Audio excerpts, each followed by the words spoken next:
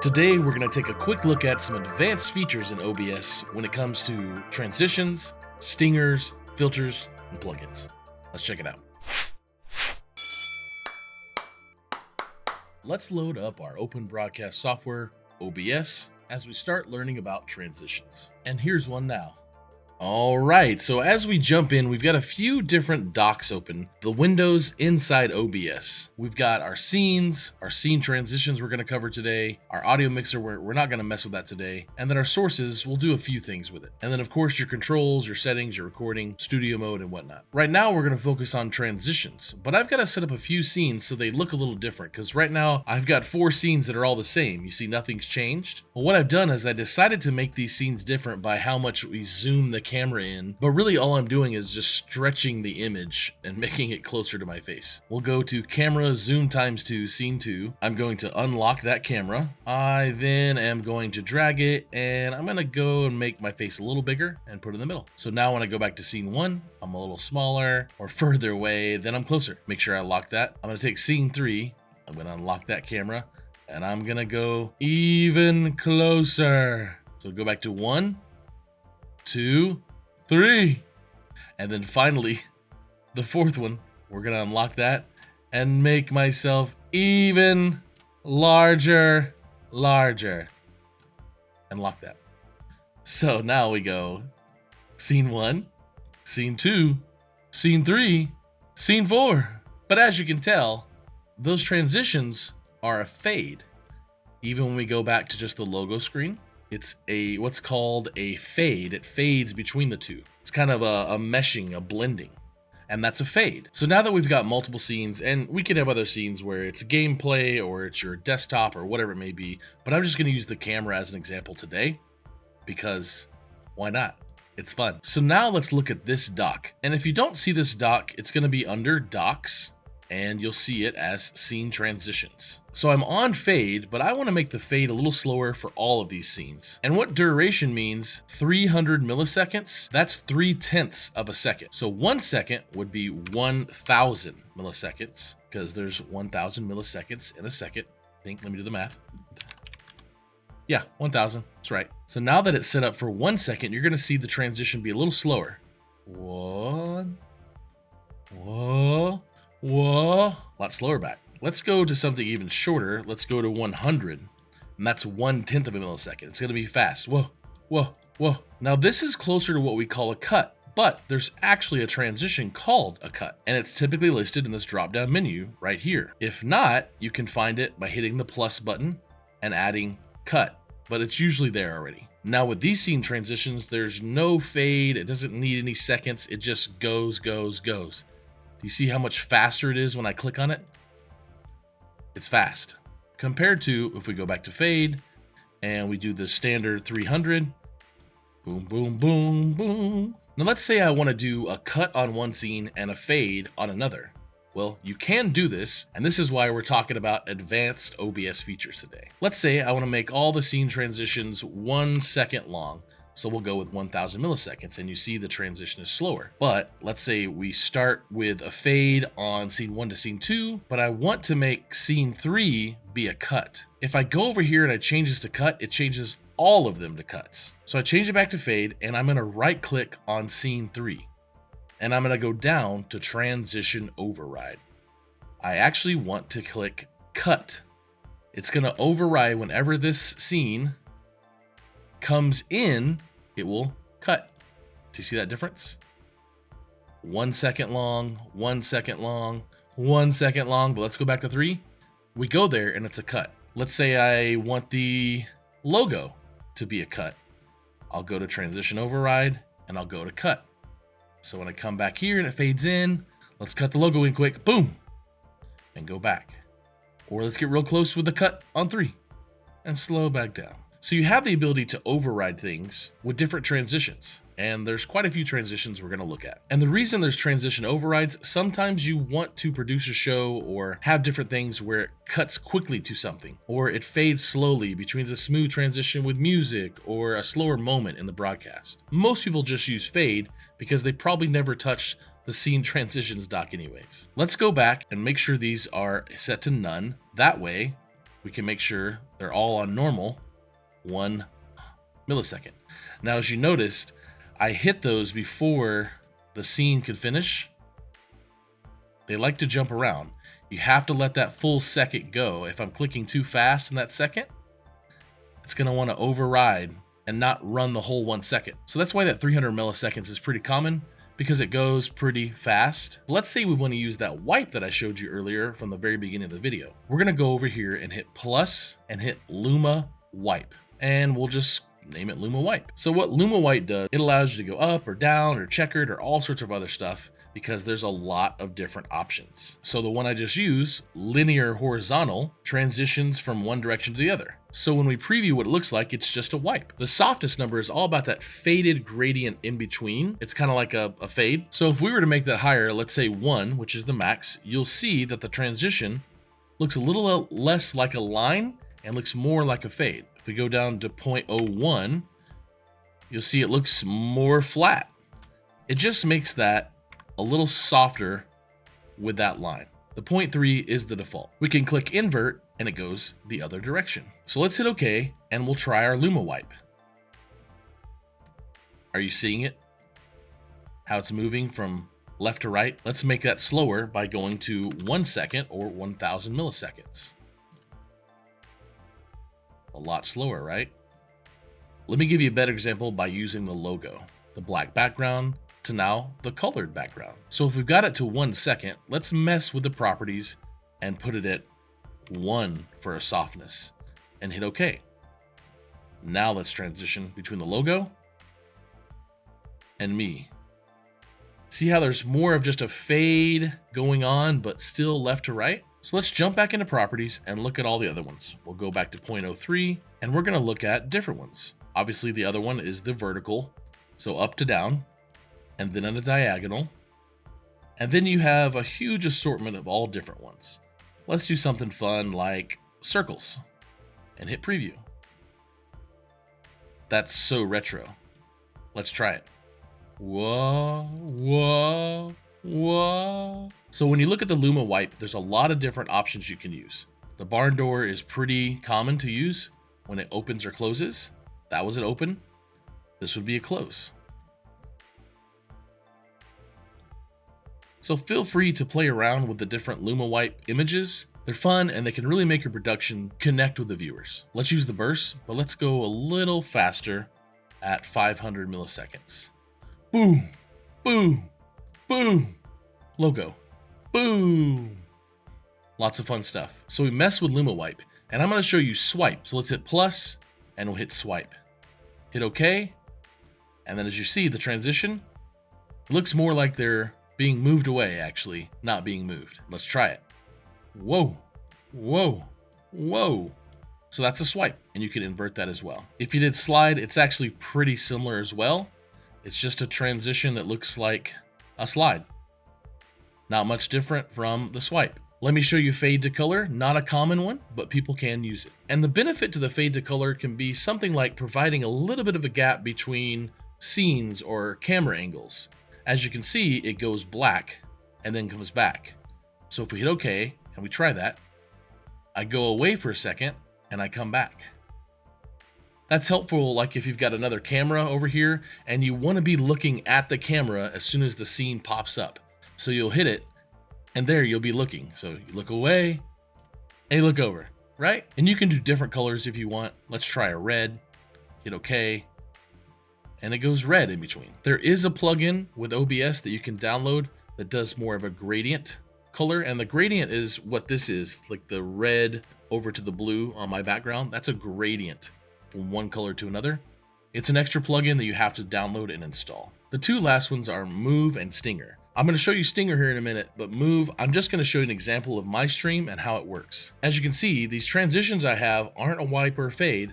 I actually have my camera moving from one spot to another, or adding a guest into the scene, or adding a display. This is a move transition where that same source is in different scenes, but they're in different locations. And all the transition is doing is moving those sources to different spots in those scenes. I typically just keep the background the same. That way it looks like they're just moving along in the normal field of view. It's pretty advanced, and I definitely recommend looking at some other YouTube videos that I'll drop in the description below from people like Harris Heller, Nutty, or Gale Level. All really great experts when it comes to OBS. Now, let's look at Stinger.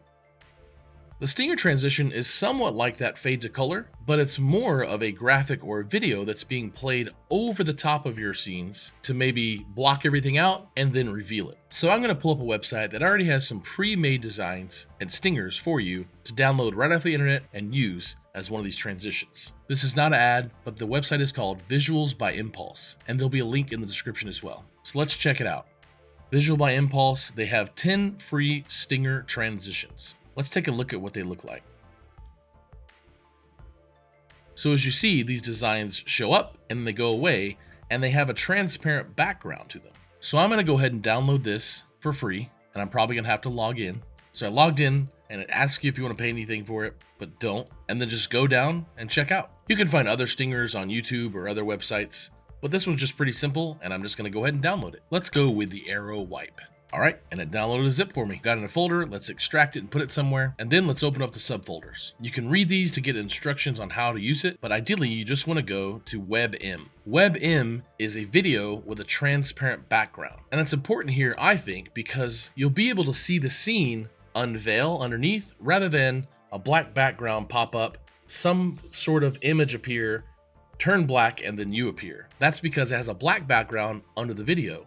The WebM has no background underneath the video or the image or the graphic. That way we can see what's happening on the screen underneath the transition stinger. So I go into WebM, let's do without sound. Let's pick, just for contrast, we'll pick green. I'm gonna take note where I've saved this, and I'm gonna go back over to OBS. I've got Stinger pulled up, I'm gonna hit properties, and now I'm gonna find that video file. Okay, I'm going into WebM, without sound, and I'm gonna use the green. Let's hit okay, and let's just test it. Let's move between scenes. So as you saw, I moved quicker, and then the transition happens. This is where you have to really mess with settings for time. So let's go back into properties, and we're gonna change what's called this transition point. Let's go to 300 milliseconds. That's 0.3 of a second, hit okay. And let's see if I move before the green bars come about. So as you see, I did. I want to be in this spot before I move over to the next spot underneath these bars. I'll tell you when. Right here, I want to be moving. So let's add more time. Let's go with half a second. Let's go back. Still, you saw me move early. Let's add a little more time. We'll go with a full second. Properties, 1000 milliseconds, hit okay. And now let's try the closest one. I can see it a little bit, just because there's a lot up there. So let's add just a little bit more, because you don't want to be too late, and I'll show you why. So I'm there, let's go back. I didn't see any movement. The real easiest example here we can use is this one, black. I saw a little bit of black pop up, and I saw a little bit of that color pop up. Let's go to properties, let's add it to 1200 milliseconds and try one more time. I think we're good. I think we did it this time. 1200 milliseconds on that Arrow Wipe. Now what I meant is if you don't want to set it late, because if I did, we know 1200 milliseconds is great, but what if I went to 3000 milliseconds or 3 seconds? You would have me transition to this next scene a lot later, like this. I'm still here, and now I move. That's why we're trying to find the best time. So let's go back to 1200 milliseconds. Hit okay, we'll go to the logo. Beautiful.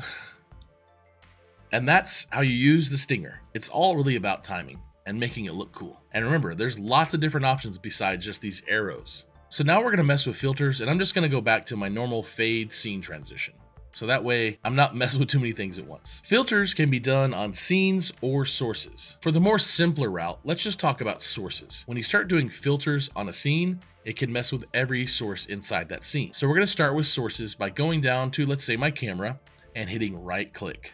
and we'll go to filters. When you pull this box up, you have a couple different filters. These filters can be audio or visual or even effects. So let's look at a couple different ones. We go to plus on audio video filters. Let me just tell you what most of these are and why they're important. Compressor is a filter that helps with audio. Another really common one is gain, in case you want to turn the volume of something up higher than what your mic can handle or even lower. It's just about decibel levels. The two most common ones are noise gate, which is when your mic starts picking up audio and when you want to tell it to stop picking up audio. So let's say if you're whispering into the mic, or there's a fan going, or there's a police car driving by in the background, you want to set your threshold to not accepting any audio through the mic until it's actually your voice. Sometimes I've recorded on this with a noise gate and I spoke a little soft and you didn't hear all the words I was saying because I was speaking softly. But I did that because I didn't want people to hear all the banging and clacking on my keyboard. So I had to adjust it. And the last one is limiter. This, along with compressor, helps you so when you scream or yell into your mic, it doesn't go up into the red on the audio mixer. And those are the basic ones. You can turn them off. We didn't really do anything with them, but they can be turned on and off. Now, let's go into effect filters where these can be fun to use. The most common one to use is color correction. Color correction allows you to mess with all the colors and the contrast, and the brightness, and the saturation, or even the hue to make me look different colors. Or I can go back to defaults. Most of the time, people use this for opacity because they have something behind them and they want a logo or some writing to be opaque rather than full. The fun one is messing around with this and changing colors. Let's go back to default. The only really other one we're going to cover for effects would be the color key. The color key is good for using a green screen. I'm going to go ahead and change my background colors to green and show you what that's like. Here we go. Green. Now I have lights hitting my back wall that are green. I've got the key color set to green. It's going to take out all of the green when I start moving around these dials. So what happens is I'm going to move the similarity to something higher, and as you'll see, the background will go black. As it starts to go where the light is brightest, and then now you only see kind of a green outline around me. If I go too high, I start disappearing. So you've got to find kind of an in-between where there's a little bit of green, because then I'm going to mess with the smoothness to kind of smooth out that green around the outside. Now here is what's beneficial about having a green screen or a blue screen. If you're not wearing a blue shirt, it wouldn't work really well, because if I go to blue right now, my shirt goes black and that green background comes back. I'm going to show you why this is important. Let's say you're playing a video game and you have the gameplay, or you're shoutcasting the gameplay and you want to put yourself on the screen like you see other streamers do into a little area. So let's try it. So I'm going to add a source of some Rocket League gameplay. I'm going to hit plus down here and I'm going to add a window capture. That window capture is this gameplay. I'm actually going to take it. I'm going to move it down below myself. Oh no, and there I am. As you can see, the gameplay is underneath me, but I am kind of opaque. So I need to right click on my camera, hit filters, and take a look at what's happening with my color key. I obviously went too much with the smoothness, and maybe I could go up more with the similarity to get rid of the green. It's all about playing around with this. Now here's why people do this, where they can have their gameplay in the background and then they can put themselves in a corner, because I'm just going to shrink myself over to the corner, just like people who play games do. And now I'm in the corner. I can put a box around me or whatever. But people play games like this instead of having a background, because if I had the background, let's take the filter off, and there's that green background, right? Taking that background out makes me look cool, like I'm in the game, and it just adds a lot of fun production value. That's it. Let's transform myself back to fit. I'm here. Let's go mess with filters. Let's turn that color key off, and I'm here. Let's change my colors back, and I'm back to how I normally look. That gameplay is still underneath there if I were to move it around a level up or down, but I'm just going to shut it off. So we've gotten this far. We've messed with scene transitions, stingers, and filters. Lastly, we're going to look at a few plugins that you can go download for yourself. The big thing with plugins is just going to the obsproject.com, because it's all free, and going to the forum and trying to find different plugins that you can use. I like to filter them into the most downloaded and seeing which one is the best. And the fun thing about these is the virtual cam, the move, and the background remover. I pretty much showed you those as new additions that OBS took the feedback and made them a part of their program. Ones that you may need if you're going to stream on something like Kick and Twitter and other platforms like Facebook or YouTube would be like a multiple RTMP output. Now that's so you can stream to more than one place at a time, or you can use browser-based programs like Restream. The other cool ones I really like I used for a long time was this spectralizer, where it would actually move a graphic kind of like waveform with the music that you're playing, and I used to put it down here in the bottom of my screen. And the other big one that people use sometimes is the source record. The source record's nice because maybe you want to play a game or shoutcast a game and your face is in that bottom corner like I showed you, but you want to record it without your face in the screen. So you can source record just your game capture. You can check out all the other different plugins. There's a lot of them, and there's so many things you can do inside of OBS. And I really just recommend finding more YouTube videos and playing around because there's so much you can do with this amazing free software. So good luck and have fun.